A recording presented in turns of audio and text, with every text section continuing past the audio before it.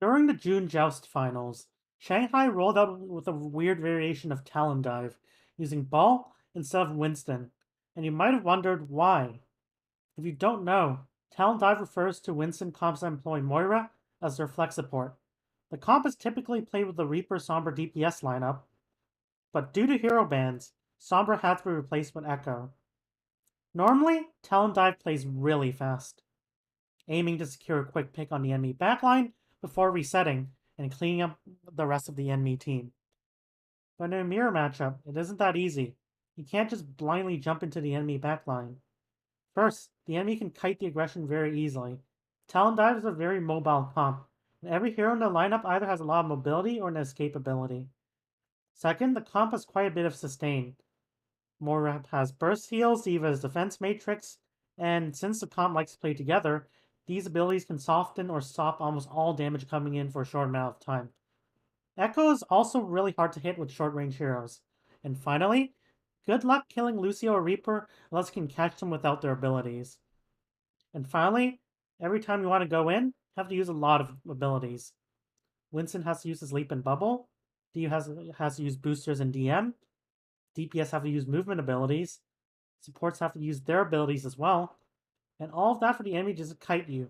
Worst of all, since you need those movement abilities to escape, the enemy can just stabilize a bit and then hit right back at you while you have no ability to escape.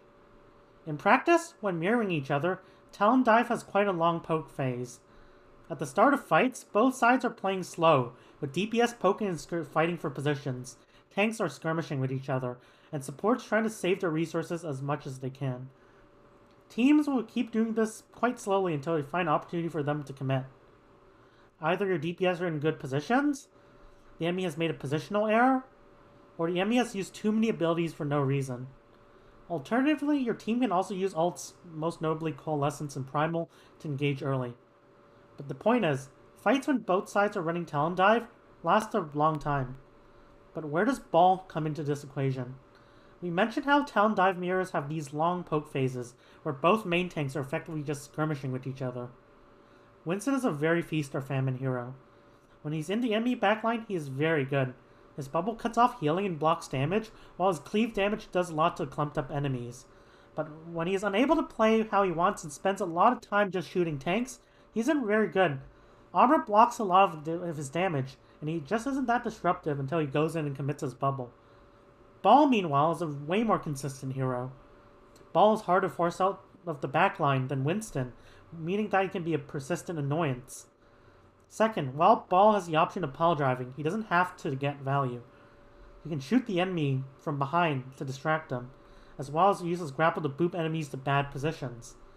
And since Ball can get a lot done without having to commit, he forces out a lot of abilities from the enemy, which reduces their ability to engage. And finally, during the June Joust, Sombra was banned, which removes one of Ball's biggest headaches.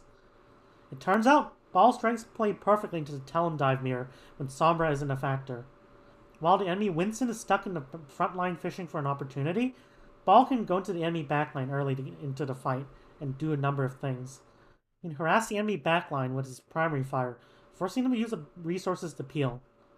He can help his DPS win duels on the flanks, giving them better positions to work with.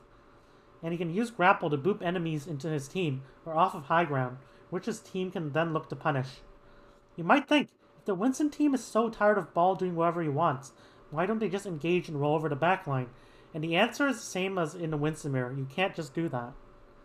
First, while Ball is not as strong as Winston during the engage, he can still look to counter dive with his power drive and slow the enemy down. And the general playstyle in the Ball versus Winston matchup is to use Ball's disruption to slowly gain an advantage and bait the enemy into aggressing badly. Second, it takes more resources to initiate than it takes to defend against and engage. You need to use movement abilities to even go in, while the defending team has to use a few abilities only to defend and escape. This is made worse by the fact that Ball doesn't require as many resources to keep up, which means the Ball team can focus on keeping the rest of the team alive while Winston is trying to initiate. And finally, Ball is better off at peeling off aggression and disrupting engages, which is actually very useful in one situation. Talon Dive is extremely ult dependent, and when you have fewer ults than the enemy, it's very hard to win the fight when mirroring each other, Think about it, the enemy is you, but better. The Ball flips that whole equation on its head. When the enemy has more ults than you, as Ball, you have a much better chance of disrupting their engage and keeping your team alive. The Ball variant is way better at playing defensively. Furthermore, since Ball is less ability dependent than Winston, once you absorb the enemy aggression, you can immediately transition to engage of your own and pursue a now weakened enemy.